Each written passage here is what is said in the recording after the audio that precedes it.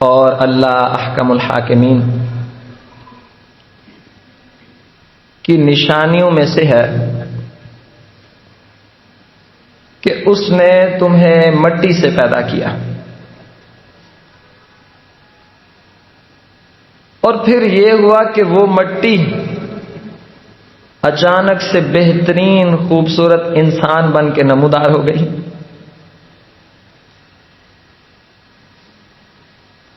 اور اللہ کی نشانیوں میں سے یہ بھی ہے کہ اس نے تمہیں جوڑے جوڑے بنایا.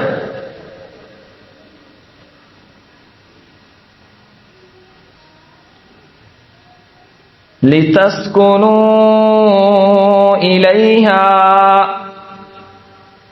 تاکہ تم سکون حاصل کرو. الحمدللہ دل ٹھنڈا ہوتا ہے جب قرآن کی آیت پڑھی جائے اور کوئی بندہ جواب دے کہ سکون حاصل کرو. لِتَسْكُنُوا إِلَيْهَا تاکہ وہ جوڑے آپس میں سکون حاصل کریں. وَجَعَلَ بَيْنَكُمْ مَوَدَّةً وَرَحْمَةً اور اس اللہ احکم الحاکمین کی یہ بھی نشانی ہے پھر اس نے ان جوڑوں میں مودت اور محبت اور چاہت رکھ دی وَرَحْمَةً اور آپس میں رحمت رکھ دی. اے اللہ کے بندو ان فی ذلک لآیات لقوم یتفکرون بڑی نشانیاں ہیں ان باتوں میں پر ہیں اس کے لیے جو دماغ کی کھڑکیاں کھولے اور تھوڑا سا سوچے اور غور و فکر کرے. جس کے کان سنتے ہیں مگر دل ہلتا نہیں, مشاہدات سے گزرتا ہے, حادثات سے گزرتا ہے, رنگ برنگے تجربات کرتا ہے, ٹھوکریں کھاتا ہے مگر سمجھتا نہیں, اس کو کوئی فائدہ نہیں. اس کے لیے ایسے ہی ہے جیسے ساری دنیا اندھی ہے کیونکہ وہ خود اندھا ہے. اللہ احکم الحاکمین نے نبی علیہ السلام کو فرمایا وَلَوْ كُنْتَ فَظًّا غَلِيظَ الْقَلْبِ لَانفَضُّوا مِنْ حَوْلِكَ اے اللہ کے رسول صلی اللہ علیہ وسلم کیا آپ اور ہم اپنی محنت اور کوشش سے آپس کی محبت خرید سکتے ہیں؟ خرید سکتے ہیں؟ اللہ احکم الحاکمین اپنے پیغمبر کائنات محمد کریم صلی اللہ علیہ وسلم سے مخاطب ہیں کہ اے محمد کریم صلی اللہ علیہ وسلم اگر آپ زمین کے سارے خزانے بھی لٹا دیتے, خرچ کر دیتے, تو یہ جو صحابہ کرام کی آپس کی محبت ہے آپ یہ محبت پیدا کر سکتے؟ اللہ تعالیٰ پیدا کر دیتا ہے.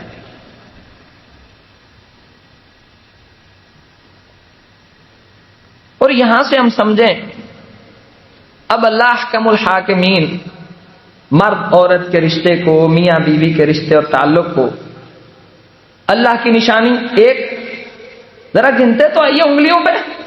سورۃ روم آیت نمبر 21 پارہ بھی 21 اللہ کی نشانی اور تمہارا آپس میں سکون کا ذریعہ اور تمہاری آپس میں مودت اور محبت اور چاہت اور شفقت اور احترام اور رواداری اور پیار اور اخلاص اور خلوص سب آتا ہے مودت میں. اور تیسری بات سب سے بڑی بات آپس میں رحمت. اور فرمایا کہ اس میں اللہ کی نشانی ہے. ایک جگہ فرمایا ہن لباس لکم وانتم لباس لہن وہ تمہارا لباس ہے اور تم. او بھائی کیوں جمعہ والے دن ویسٹ کوٹ اور کپڑے پہن کے آتے ہو, کیوں عید پہ تیار ہوتے ہو؟ یہ آپ کی عزت کا ذریعہ ہے. اور صحابہ کرام کہنے لگے اے اللہ کے رسول صلی اللہ علیہ وسلم ہم اچھے کپڑے پہنتے ہیں, پہننا پسند کرتے ہیں, کیا کہیں یہ تکبر میں تو نہیں آتا؟ وہ نہیں, اللہ تعالیٰ خوبصورت ہے اور خوبصورتی کو اور میاں بیوی آپس میں ایک دوسرے کا لباس ہے.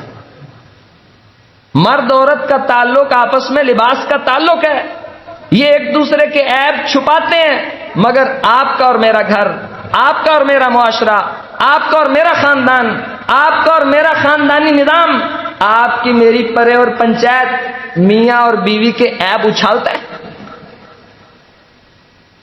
قرآن کہتا ہے کہ یہ لباس ہے، یہ چھپاتے ہیں آپ، اور لباس انسان کو عزت عطا فرماتا ہے، لوگوں کی نظر میں بہترین بناتا ہے، اور انسان اس پہ خوشی اور راحت اور سکون محسوس کرتا ہے۔ اگر چلتے جائیے بات لباس پہ کریں، آپ کو یوں ہی لگے گا ہم تو اللہ کے بتائے گئے ایک اصول لباس کے حساب سے ہی دھڑام سے گر گئے، ہم میں تو کوئی ایک صفت نہیں۔ آپ کے اور میرے بچوں نے اسی معاشرے، اسی ماحول میں آنکھیں کھولیں، آپ اور ہم اسی خاندانی نظام اور تعلق کو لے کے آگے بڑھ رہے ہیں، لیکن ذرا اپنے گریبان میں جھانکوں، اور جھانکتا رہا ہوں، بار بار جھانکتا رہا ہوں ان آیتوں پہ، تھوڑی سی آپ بھی زحمت کریں۔ کیا آپ کا، میرا، ہم سب کا، ہمارا گھر گھرانہ ہمارے لیے محبت اور رحمت کی جگہ ہے یا نہیں؟ ہم لباس کا ایک دوسرے کا کردار ادا کر رہے ہیں یا نہیں؟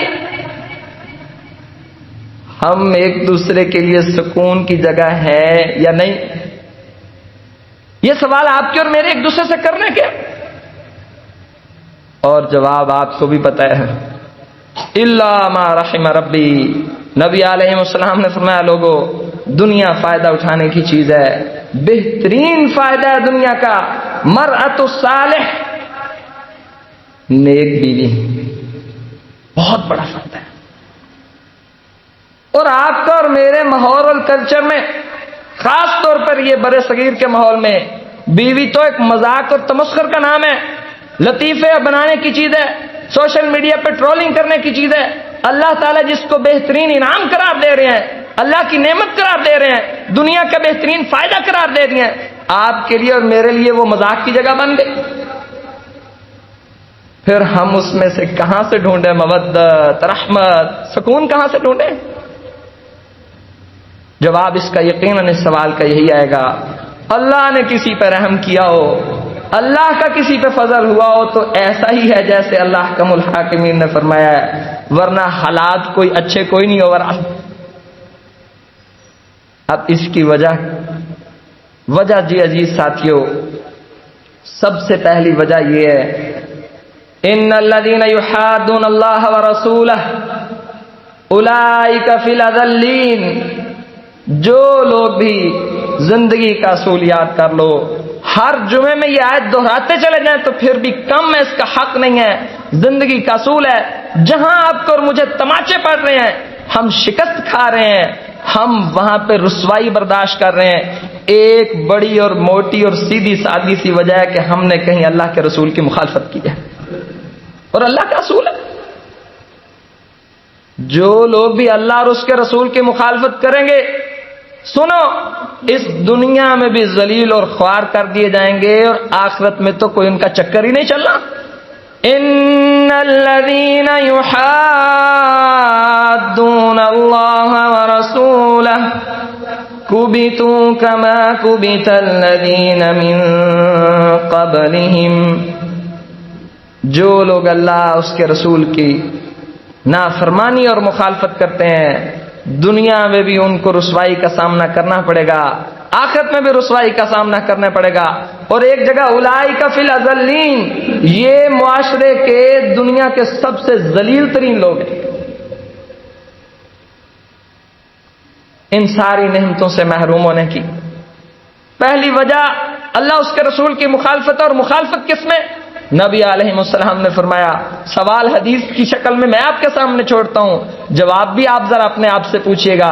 فرمایا کسی خاتون سے شادی کی جاتی ہے چند بنیادوں پہ، اس کے حسن پہ، اس کے نسب پہ، اس کے مال پہ، اس کی دینداری پہ، فاظفر بذات الدین، تیرے ہاتھ مٹی سے بھر جائیں، ناکام ہو جائے تو اصول جان لے، دنیا کرے حسن کی بنیاد پہ شادی کرتی رہے، دنیا مال دیکھتی رہے، دنیا نسب اور قد کاٹ اور نوکری اور جاب دیکھے تو دیکھتے رہے، لیکن تجھے محمد کریم کا مشورہ ہے، حکم ہے، پیغام ہے، اگر سکون، رحمت اور مودت چاہتا ہے، فاظفر بذات الدین، دین کو سامنے رکھ، سب کچھ ملے گا۔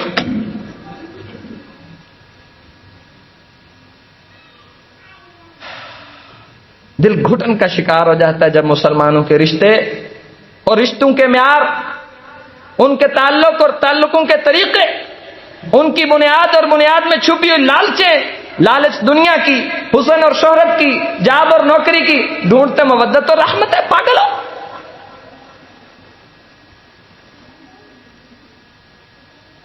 فظفر بذات الدین. اللہ کے بندو سیکھو ان باتوں سے، سبق حاصل کریں. میں نے آپ سے پہلے کہا اس آیت کو پڑھیے گا جا کے، آپ نے پھر دہرانی ہے.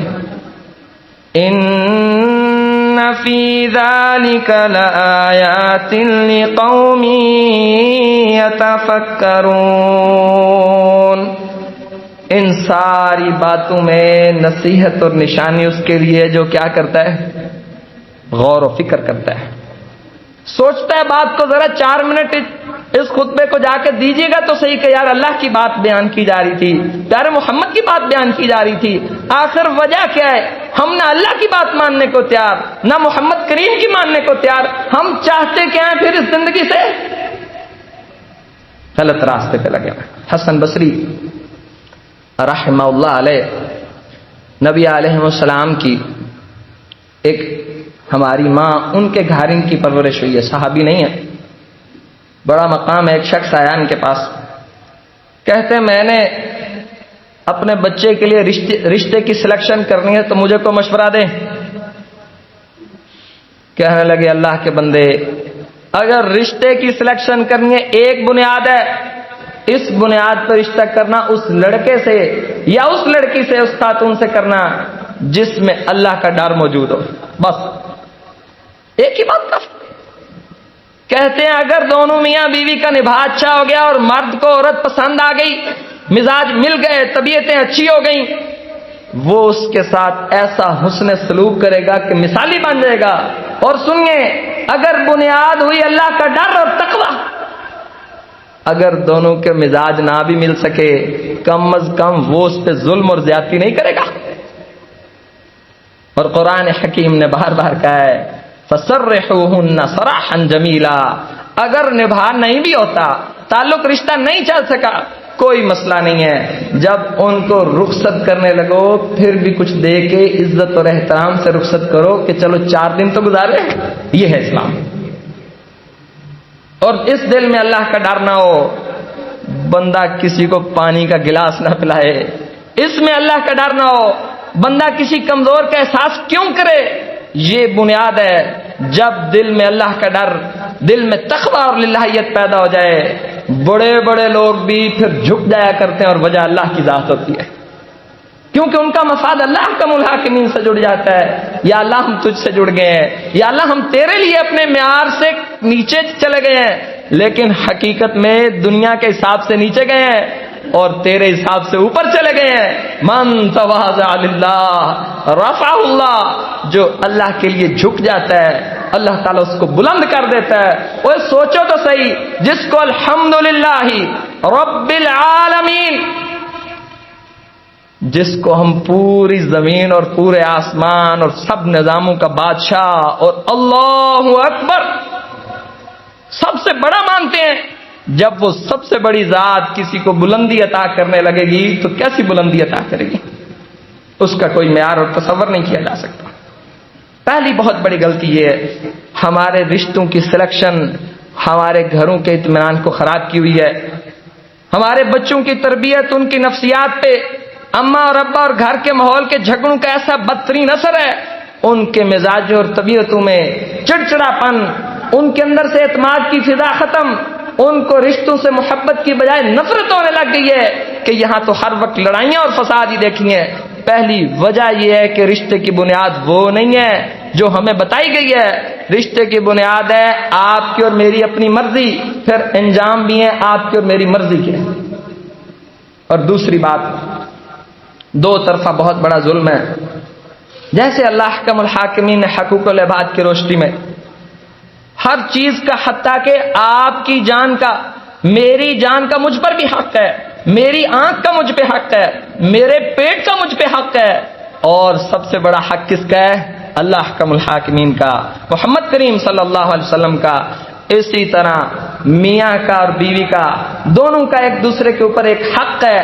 جب دونوں فریقین اس حق سے، اس تعلق اور رشتے میں کمزوری کرتے ہیں، دوسرے کے حق پہ ڈاکہ مارتے ہیں، اس کو اس کا حق دیتے نہیں، آٹومیٹیکلی اس کو اس کا حق نہیں ملتا، پھر ایک ٹسل اور مقابلے کی فضا پیدا ہوتی ہے، جو کہ بہت بڑی جہالت ہے۔ احمد بن حنبل کا واقعہ پھر سناتا چلے جاؤں، اللہ کے بندے ایسے بھی گزرے۔ شخص ایک بیان کرتے ہیں، میں ابو عبداللہ کے پاس تھا احمد بن حنبل، میں نے دیکھا پوری رات سجدے میں روتے رہے اور دعائیں کرتے رہے۔ میں نے کہا احمد بن حنبل پوری رات روتے ہوئے گزار دی، آخر وجہ کیا تھی؟ کہنے لگے سجدے میں گیا، قرآن حکیم کی آیت یاد آ گئی، جو معاف کر دے گا اللہ کے حضور اس کے لیے بہت بڑا اجر ہے۔ مجھے یاد آ گیا معتصم باللہ نے بڑے کوڑے مارے ہیں، بڑی سخت سزائیں دی ہیں اور حق بات کی وجہ سے دی ہیں۔ جب مجھے رب کی بات یاد آئی، پوری رات دعا کرتا رہا ہوں، یا اللہ معتصم کو معاف فرما دے۔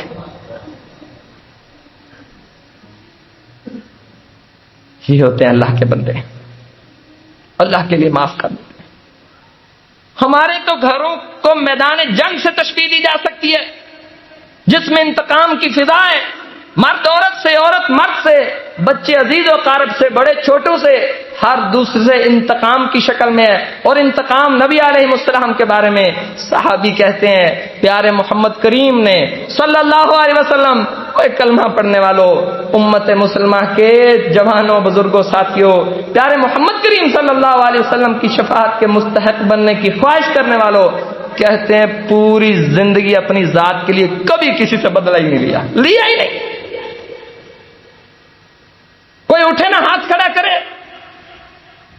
کہ آج سے اعلان کرتا ہوں میں محمدی ہوں، میری ذات کا مسئلہ ہوگا تو اللہ کی قسم بدلہ نہیں لوں گا، کرے کوئی اعلان؟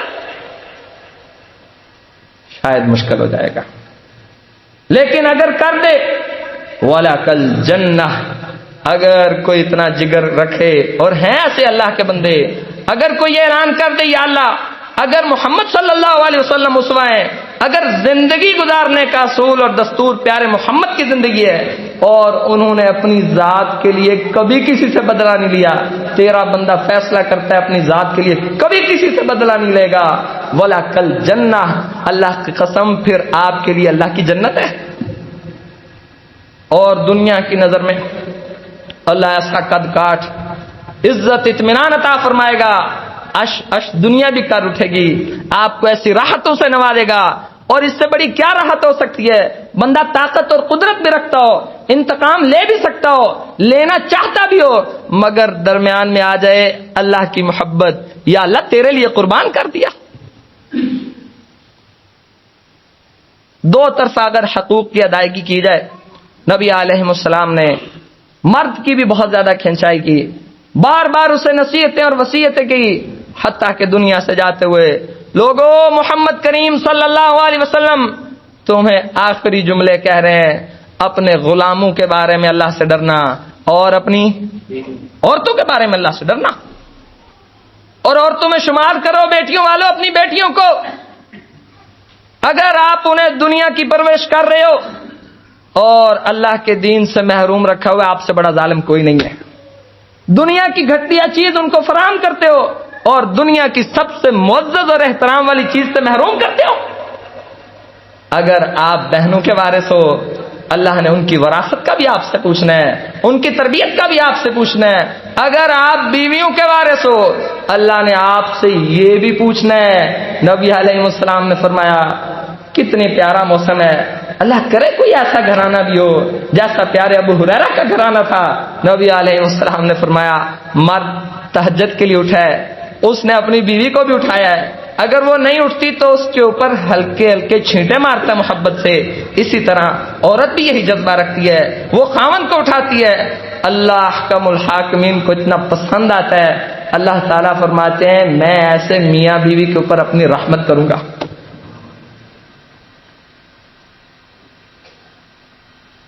یہ آخری نصیحت اور وصیت ہے۔ اللہ کے بندوں، اپنے غلاموں کے بارے میں اپنے اللہ سے ڈرنا، اپنی عورتوں کے بارے میں اپنے اللہ سے ڈرنا۔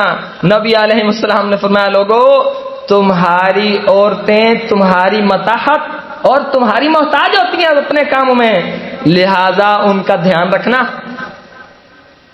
اب وہ اللہ کے نام پہ تمہارے سپرد ہیں اور تم نے ان کا دھیان رکھنا ہے. اور کیا نصیحتیں عورتوں کو کی ہیں.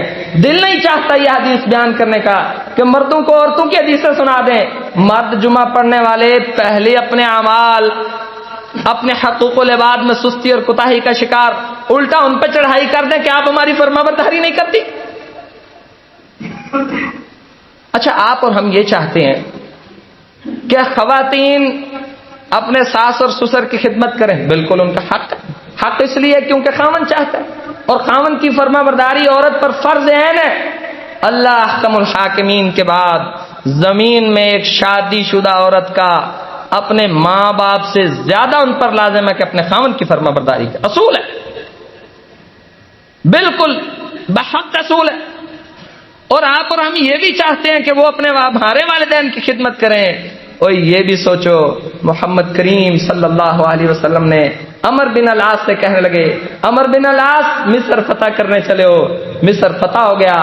انہوں نے سارے لوگوں کو وہ جو اصول تھا متحد بنا لیا اور ان پہ کوئی ٹیکس نہیں لگایا. وہ سوال کرتے ہیں ایک دن عمر بن العاص، مسلمانوں کے کمانڈر ان چیف اور حکمران ہو اور نہ ہم سے جزیہ لیتے ہو اور ہمارے لیے اتنی آسانیاں اور اتنی نرمیاں، وجہ کیا ہے؟ صرف آپ کا اور میرا تقاضا نہیں ہونا چاہیے کہ عورت مرد کے ماں باپ کی خدمت کرے. اسلام نے مرد کو پابند کیا کہ وہ عورت کے والدین کا احترام کرے اپنے سسرال کا. اور کیا بڑے صغیر کی بےہودگی ہے، لفظ سالہ گالی بن چکا ہے. وہ بھائی جو آپ کو اپنی اتنی قیمتی چیز کا وارث بنا دے وہ گالی بنا دے. سنیے پیارے محمد صلی اللہ علیہ وسلم کا اسوہ، آپ کی اور میری ایک مرد کی ذمہ داری ہے وہ اپنے سسرال کے ساتھ بھی احترام کرے. عمر بن العاص کہنے لگے، مصر والو جب نکل رہا تھا محمد کریم صلی اللہ علیہ وسلم نے کہا تھا، عمر بن العاص دھیان کرنا، مصر والے میں محمد کے سسرالی رشتہ دار ہیں. کہنے لگے پورا ملک رشتہ دار ہے محمد کریم کا. اور مفسرین نے لکھا ہے کہ حضرت اسماعیل کی اہلیہ چونکہ مصر سے تھی اس لیے رشتہ دار، باپ کا رشتہ کس لڑی میں. اور کچھ نے لکھا کہ ماریہ قبطیہ کی وجہ سے وہ رشتہ دار ہیں. پورا ملک سسرالی رشتہ دار بن گیا. کہنے لگے جو اسلام اتنا اکرام اور اتنی تکریم اور اتنی عزت سکھاتا ہے اس اسلام میں ہم بھی داخل ہونا چاہتے ہیں. یہاں تو جس کی آپس میں رشتہ داری ہو جائے وہ پھر سمجھو وہ دو گھرانے ساری زندگی کے لیے ان کے جھگڑے شروع.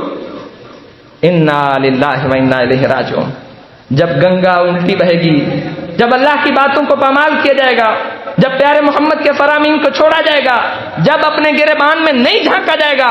اور بتاؤ گھر چلانے والوں، آپ نے کب آخری دفعہ اٹھا کے سوچا آج ذرا میں اپنے گھر چلانے کے اصول پیارے محمد سے تو سیکھوں؟ سیکھتا ہے کوئی بندہ؟ کوئی کبھی حدیث کا باب کھولے؟ کیا عورتوں کے حق ہے، کیا بچوں کے حق ہیں، کیا رشتہ داروں کے حق ہیں، کیا ہمسایوں کے حق ہے؟ کوئی بیٹھے تو کوئی سیکھے، کوئی سیکھے تو کوئی عمل کرے، کوئی عمل کرے تو یہ راحتیں ملے اور اللہ کی رحمتیں اتریں. ورنہ یہی مصیبتیں ہمارے گلے کا توق بنی رہیں گی. اللہ سے ہمیں ان کے بارے میں ڈرنا ہے. اور ان عورتوں پر مردوں کے حقوق بھی بڑی شدت سے لازم کر دیے گئے. نبی علیہ السلام نے فرمایا، صحابی رسول صلی اللہ علیہ وسلم ابو سعید کہتے ہیں کہ نبی علیہ السلام نے فرمایا کہ اگر کسی مرد کے جسم پہ جا کے محبت اور شفقت سے میری بیٹیوں، ماؤں اور بہنوں کو جا کے بتائیے گا کہ یہ آپ پہ اللہ کے احکام ہے، کیونکہ ہم آپ کو جمعے پہ تو لا نہیں سکتے، لہذا جو دو چار حدیثیں آپ کی کام کی ہیں ہم چرا کے لے آئے، سنو. ابو سعید کہتے ہیں نبی علیہ السلام نے فرمایا کہ اگر مرد خاون، حاکم نے، ابن حبان نے اس کو روایت کیا، اگر مرد کے جسم پہ کوئی پھوڑا نکل آئے، زخم اور پھنسی نکل آئے اور وہ زخم خراب ہو جائے، اور بیوی اگر خاون کا وہ زخم زبان سے چاٹ لے تو پھر بھی اس کی فرما برداری کا حق ادا نہیں کر سکتی. آپ کو ملتی ہے ایسی اللہ سے ڈرنے والی؟ نبی علیہ السلام نے فرمایا عورت بس 4 کام کرے اللہ کی جنت میں چلی جائے گی. فرضی نماز پڑھے, رمضان کے روزے رکھے, اپنی شرمگاہ کی حفاظت کرے. جو بے پردہ ہے اس کی شرمگاہ کی کوئی حفاظت نہیں. جس کے جسم پہ باڈی سپرے اور خوشبو لگتی ہے وہ اللہ کے رسول کی زبانی فاحش ہے اور زانی اور بدکار ہے. اس کی کوئی شرمگاہ کی حفاظت نہیں. نماز پڑھے, رمضان کے روزے رکھے, شرمگاہ کی حفاظت کرے, اپنے خاوند کی فرما برداری کرے, اللہ ضرور اس کو اپنی جنت میں داخل کر دے گا. ایویں میرے رب نے آسانیاں بانٹی ہیں عورتوں کے لیے. نماز کی رخصتیں, روزے کی رخصت اور جہاد کی کتنی رخصتیں. مسجد نہیں آنا یہ بھی رخصت. کتنے سارے کاموں میں چھٹی دے دی اور کہا کہ تیرا کام ہے, عورت کا یہ دینی فریضہ ہے, خاوند کے مال کی حفاظت کرنا, اس کے گھر کے کام کاج کرنا. محمد کریم صلی اللہ علیہ وسلم نے فرمایا انصار کی عورتیں بہترین عورتیں ہیں کیونکہ اپنے بچوں سے محبت کرنے والی ہیں. بھلا آپ کی اور میری طرح وہاں تھپڑ چلتے تھے بچوں پہ؟ وہ اسلام نے نماز کے لیے کتنی سال میں بچے کو مارنے کا حکم دیا؟ بول رہے ہو پھر کتنے سال میں؟ 10 سال کی عمر میں نماز کے لیے. اسلام کا سب سے چوٹی کا عمل اور اللہ کا حق, بندوں کا نہیں, اللہ کا حق. 10 سال کے بعد مارنا جائز ہے.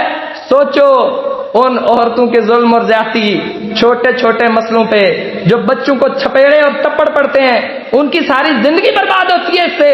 ان کے اوپر انتہائی منفی اثرات جاتے ہیں. لیکن کون بتائے امت اور مسلمہ کی بیٹیوں کو عورت کی تعریف ہے کہ محبت کرنے والی ہو, بچوں سے شفقت کرنے والی ہو, نرمی سے پیش آنے والی ہو, گالم گلوچ نہ کرنے والی ہو, خاوند کی فرما برداری کرنے والی ہو. صحابی رسول کہتے ہیں حسین بن محسن میری پھوپھی نبی علیہ السلام کے پاس گئیں اور نبی علیہ السلام پوچھتے ہیں کہ اے خاتون تیرا اپنے خاوند کے ساتھ کیا معاملہ ہے؟ سبحان اللہ. کہنے لگے اللہ کے رسول صلی اللہ علیہ وسلم اپنی پوری طاقت سے اس کی فرما برداری کرتی ہوں, اس کو خوش کرنے کی کوشش کرتی ہوں. فرمایا کیا تیرا خاوند تجھ سے خوش ہے؟ پھر انہوں نے کہا اللہ کے رسول جتنی ہمت ہے پوری جان لڑا دیتی ہوں. فرمایا یاد رکھ اللہ کی بندی, تیرا خاوند تیری جنت بھی ہے اور تیری جہنم بھی ہے. نبی علیہ السلام نے فرمایا صحابی رسول عبداللہ بن اوفا کہتے ہیں جب تک کوئی خاتون اس سے اس کا خاوند ناراض ہے یاد رکھو اس سے اس کا رب کبھی بھی خوش ہو ہی نہیں سکتا. نبی علیہ السلام نے فرمایا اگر ایک عورت اپنے گھوڑے یا اونٹ کے اوپر بیٹھ کے سواری کے لیے جا رہی ہو, اس کا خاوند اس کو آواز دے, عورت کی ذمہ داری ہے کہ اپنا وہ کام چھوڑ کے اتر کے اس کی آواز پہ لبیک کرے. او بھائی آپ نے میں نے اپنی بیٹیوں بچیوں کو کھانے پکانے اور سلائیاں اور کڑھائیاں تو سکھا دی, کون یہ پیغام بتائے گا کہ آپ کے اور میرے پیر مرشد ہم سب کے رہبر اور رہنما جنہوں نے زندگی کے طریقے سکھائے ہیں, پیاری بیٹی انہوں نے یہ حدیث بتائی ہے اپنے خاوند کی فرما برداری کر, یہ کام کر, یہ شرم اترے گی تو کوئی امن اور سکون آئے گا گھروں میں. اللہ کے دین کا, پیارے نبی محمد صلی اللہ علیہ وسلم کا فرمان کا ایک سالن بنانے جتنا بھی مقام نہیں ہے. ہم نے اپنے ہاتھوں سے زندگی کو مصیبت میں ڈالا ہوا ہے. ہم کہاں اپنے گریبان میں جھانکیں. اللہ کے بندو چند 30 منٹ میں چند گزارشات کی جا سکتی ہیں. میں بھی اپنی اصلاح کروں, آؤ مل کے اللہ کے بندے بنیں, اپنی زندگیوں کو سکون میں ڈالیں اللہ کے لیے, اپنے گھروں کو رحمت کا گہوارہ بنائیں, نرم اور سکون اور رحم دلی اور شفقت اور اطمینان سے رہنا سیکھیں. یاد رکھیے بعد از خدا بزرگ توئی, قصہ مختصر, بڑی بات پتہ کہ کسی نے کر دی. اگر زمین پہ اللہ کے بعد کوئی سب سے بڑی بزرگ ترین شخصیت ہے, کیا نام ہے؟ صلی اللہ علیہ وسلم. مانا آپ اور ہم بہت بڑے مصروف, بڑے عالم, علامہ, کاروباری, آفیسر, افسر, پروفیسر, ڈاکٹر لگے ہوئے. ماں جی عائشہ صدیقہ سے پوچھا کہ جب نبی علیہ السلام گھر آتے تھے تو کیسی زندگی ہوتی تھی گھر کی؟ ذرا نقشہ بناؤ کہ اتنا بڑا وقت عظیم کمانڈر, سپہ سالار, امت کا نبی ایک ایک حرف اللہ کے حکم کے ساتھ چلتا ہے. اور قرآن کہتا ہے یا ایھا الذین آمنوا لا تؤذوا رسول اللہ، اے ایمان والو اللہ کے رسول کو تکلیف نہ دو. اور سورۃ احزاب کہتی ہے ایمان والو جب تم پیارے محمد کے گھر آتے ہو زیادہ دیر گپے نہ مارا کرو، ان کو تکلیف ہوتی ہے. فیستحی منکم واللہ لا یستحی من الحق. پیارے محمد صلی اللہ علیہ وسلم شرم دیکھو، شرم دیکھو. یہ شرم ایمان کا حصہ ہے. جب تم بیٹھ کے گپے مارتے ہو نا زیادہ دیر، وہ آپ سے شرماتے ہیں کہ اب ان کو کیسے کہوں کہ چلے جاؤ، لیکن تمہارا رب اپنے عرش پہ موجود ہے، وہ نہیں شرماتا، وہ حق بات کہتا ہے. اس محمد کی بات کرنے لگا ہوں صلی اللہ علیہ وسلم. پوچھا جب گھر میں آتے ہیں، باہر کی زندگی تو سب کو پتا ہے، چار دیواری میں کیسے تھے؟ ایسے تھے کہ اگر جوتا ٹوٹ جائے تو خود سیٹ کر لیتے. یعنی کپڑے آج کے دور کے حساب سے کپڑے استری کرنے پڑے تو خود کر لیتے ہیں. چولہے میں اگر بالن لگانا پڑے تو لگا لیتے ہیں. کچھ تعاون بیوی سے کرنا پڑے تو کر لیتے ہیں. محمد کریم صلی اللہ علیہ وسلم عام انسانوں کی طرح محبت اور شفقت سے رہتے، جتنے مرضی مصروف تھے، مگر گھر میں اپنے کام کاج میں ہاتھ بٹھاتے. ذرا دیکھو ہاتھ تو کھڑے کرو، دل ہی دل میں کھڑے کر لو. کتنے کاموں میں ہاتھ ہم بٹھاتے ہیں. رحمت اور شفقت کا وہ معیار تو ہم نے چھوڑ دیا، اپنے آپ کو نہ جانے کتنا بڑا سمجھ لیا. جتنا بڑا سمجھا ناراض مت ہوئیے گا، اتنے ذلیل ہو کے رہ گئے. رشتوں میں کشمکش پیدا کر بیٹھے، محبت کھو دے بیٹھے، احترام چھوڑ بیٹھے. خیرکم لیہلی، سنو تم میں سے سب سے بہترین وہ ہے جس کی بیوی کا ایک بڑا اچھا بندہ ہے. یہی ترجمہ ہے. تم میں سے سب سے بہترین وہ ہے جو اس کے گھر والے کہیں کہ ہمارا ابا بہت اچھا بندہ ہے، اس کا مزاج اخلاق بہت اچھا ہے، اس کا کردار بہت اچھا ہے. پوری دنیا آپ کے نام کے نعرے لگائے، آپ کو جتنا مرضی بڑا سمجھے، اگر گھر والے آپ کے اخلاق و کردار کی، آپ کے رویوں کی، چال چلن کی، اٹھنے بیٹھنے کی آپ کی گواہی نہیں دے سکتے، آپ اچھے نہیں ہیں. اللہ کے لیے غلط فہمیوں سے نکلیں، حقیقت کی روشنی میں دیکھیے. آپ کی اور میری اپنی زندگی کا مسئلہ ہے، آپ کے اور میرے اپنے بچوں کا مسئلہ ہے، آپ کے اور میرے اپنے گھر کا مسئلہ ہے، اور اس کے ساتھ ہماری آخرت کا مسئلہ ہے. اللہ کرے ہم اپنی اصلاح کر سکیں. مجھے یقین ہے انشاءاللہ اصلاح ہوتی ہے، فائدہ ہوتا ہے. ان الذکر تنفع المؤمنین، بندہ مومن ہو تو نصیحت ہلا جلا کے رکھ دیتی ہے. اللہ تعالی ہم سب کو توفیق عطا فرمائے. اللہ تعالی ہمارے دلوں میں کوئی نرمی پیدا فرمائے. اور بھائیو آپ سے گزارش ہے، لے کے آیا کرو ہماری بیٹیوں اور بہنوں کو، یہ ان کا حق ہے. جو جملے یہاں سے نکل جانے ہیں وہ گھر جا کے آپ نے اور میں بھی گھر جا کے یہ جملے وہاں نہیں کہہ سکتا. شاید پوری کوشش کر کے بھی یہ مسجدیں اللہ کا گھر ہیں جہاں اللہ کی رحمت سے وہ باتیں ہو جاتی ہیں جن سے دل بدل جاتے ہیں، آنکھیں موم پڑ جاتی ہیں، انسان اصلاح کی کوشش کرتا ہے. یہی تو مقصد ہے اس جمعے کا.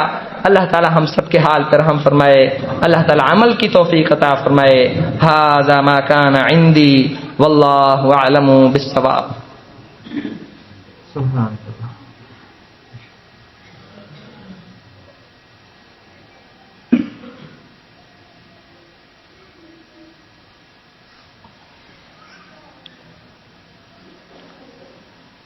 ان الحمد للہ نحمده ونستعینه ونستغفره ونعوذ باللہ من شرور انفسنا ومن سیئات اعمالنا من يهده الله فلا مضل له ومن يضلل فلا هادي له.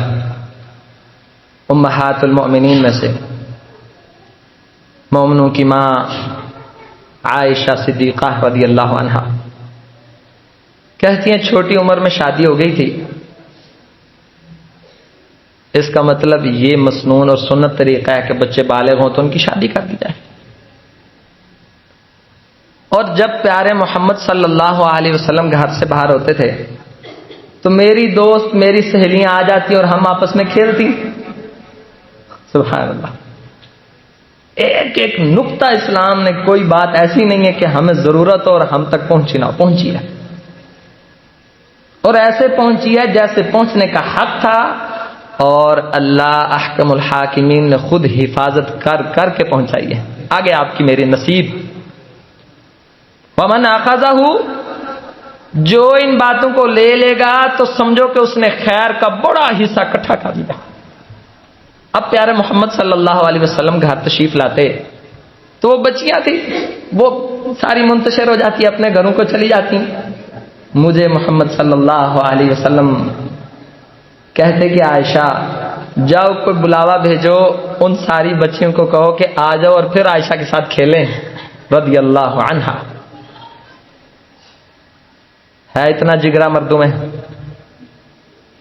کہ تھوڑی سی جائز ضرورتوں پہ شفقت کر دیں، تھوڑے سے کسی کے احساسات اور جذبات کا خیال رکھیں کہ ان کا بھی حق ہے کہ یہ اپنی جائز چیزیں پوری کریں، اور وہ پوری تو ہو ہی جانی ہے. آپ اجازت دیں نہ دیں، کتنا بہتر ہے کہ آپ اجازت دیں، وہ کریڈٹ آپ کو جائے، اور سنت سمجھ کے اجازت دیں، اللہ کا حکم سمجھ کے اجازت دیں. اللہ اس عمل کی وجہ سے محبت پیدا کر دے گا. اللہ تعالیٰ کو یہ نرمی بہت پسند ہے. اس غیظ و غضب کو تھوڑا سا ہم کم کریں اور اللہ تعالیٰ سے دعا مانگا کریں کہ یا اللہ ہمارے اخلاق و کردار میں نرمی عطا فرما، اللہ ہمارے رویوں میں بہتری عطا فرما، اللہ تعالیٰ اپنی رحمت کا مستحق بنا. ربنا هب لنا من ازواجنا وذرياتنا قرۃ، یا اللہ ایسے گھر عطا فرما کہ پاؤں رکھیں گھروں میں، بچوں اور بیویوں کو دیکھیں، اور اسی طرح بیویاں خامدوں اور بچوں کو دیکھیں تو ان کی آنکھیں ٹھنڈی ہو جائیں. وَجَعَلْنَا لِلْمُتَّقِينَ إِمَامًا، اور یا اللہ ہم سب کو متقین کا امام بنا دے. چھوٹا موٹا اللہ سے ڈرنے والا نہیں، ایسا کہ متقین دنیا میں جتنے بھی ہوں ہم ان کے امام ہو، اتنا اپنا تقویٰ عطا فرما.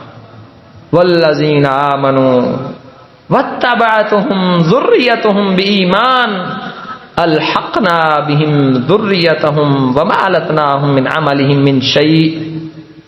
اور کہانی مومنوں کی تو مزے کی یہی تو بات ہے مومنوں کی کہ ان کی کہانی دنیا میں ختم، دنیا سے شروع ہوتی ہے. ہماری منزل آخرت ہے. سورۃ طور، وہ لوگ جو ایمان لائے اور ان کی اولادیں بھی پیچھے سے نیک ہوئیں، ہم جنت میں ابا کو، اماں کو، خاوند کو، بیوی کو، بچوں کو، بیٹیوں کو، سب کو اپنی جنت میں اکٹھا کر دیں گے. سبحان اللہ، کیسی پیاری زندگی ہے. یہاں رہے تو آنکھوں کی ٹھنڈک، متقین کے امام، اور وہاں سارے اکٹھے. اللہ تعالی ہمیں ان میں سے کر دے. یہی کوششیں اور کاوشیں ہیں. اللہم اعز الاسلام والمسلمین، اللہم اذل الشرک والمشرکین. یہ ایک اعلان ہے جناب، 13 نومبر بروز سوموار، کمنگ منڈے، اس کا مطلب مسجد اہل حدیث، موضوع گرداسہ، زیر زبر کا فرق آ گیا، موزہ جی موزہ گرداسہ، نحو کی غلطی آ گئی. حضرت مولانا صبغت اللہ حسن صاحب، مفتی عبدالقیوم صاحب، حضرت مولانا عبدالرشید حجازی صاحب حفظ اللہ تعالی عنہم، یہ بڑے بزرگ اور بہترین علماء کرام تشریف لا رہے ہیں. آپ ضرور جائیں، ان میں تشریف لے جائیں. سنیں، اللہ کے لیے جانا ہے. آپ نے کون سا کسی کے لیے جانا ہے؟ اللہ کے لیے جانا ہے. نصیحت مومن کو فائدہ دیتی ہے، اور شوق سے جایا کریں، اور جایا اللہ کے لیے کریں. کہیں گمنام کسی نکر کونے خدرے میں لگ کے بیٹھ کے صرف اس لیے کہ یا اللہ کوئی بات سنیں گے، کوئی تھوڑی سی نصیحت فائدہ کر جائے گی. نبی علیہ السلام نے فرمایا یہ جو پروگرام جلسے جایا بس اللہ کے لیے کریں، مقصد یہی ہو. جو بندہ کسی ایسے راستے پہ چلا کہ اس میں اللہ کا دین کا علم حاصل کرے، اللہ تعالیٰ ایسے بندے کے لیے جنت کا راستہ آسان کر دیتا ہے. اللہ تعالیٰ ہم سب کے لیے جنت کا راستہ آسان فرمائے. اللہم اعز الاسلام والمسلمین، اللہم اذل الشرک والمشرکین، اللہم دمر اعداءک واعداء الدین، اللہم انصر عبادک المظلومین فی فلسطین، اللہم انصرهم نصرا معزرا وافتح لهم فتحا قریب. اللهم انجنا اخوان المسجونين من السجن الكفار، ربنا آتنا في الدنيا حسنة وفي الآخرة حسنة وقنا عذاب النار ربنا هب لنا من أزواجنا وذرياتنا قرة أعين واجعلنا للمتقين إماما اللهم ارحم على حالنا ولا تنظر إلى سوء أعمالنا ربنا تقبل منا إنك أنت السميع العليم وتب علينا إنك أنت التواب الرحيم وصلى الله تعالى على النبي الكريم.